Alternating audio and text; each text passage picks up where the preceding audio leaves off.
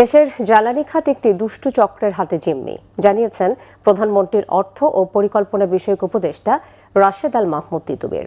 একই সাথে তিনি বললেন, দেশের জ্বালানি নিরাপত্তা নিশ্চিত করতে সরকার 5টি রূপরেখা নিয়ে কাজ করছে। বিকেলে সেন্টার ফর পলিসি ডায়ালগ সিপিডির অনুষ্ঠানে তিনি এসব কথা বলেন।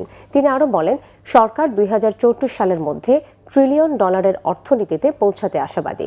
সেক্ষেত্রে সরকার জ্বালানি খাতের উন্নয়নে কাজ করছে।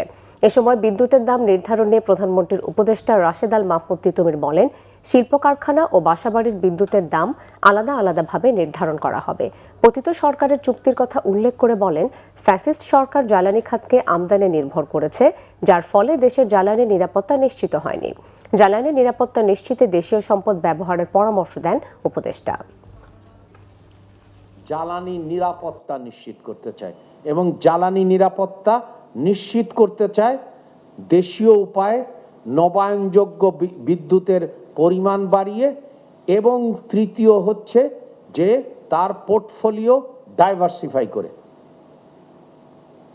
এবং সেগুলোই আমরা সেই অনুযায়ী পুরো পরিকাঠামোকে সাজাচ্ছি।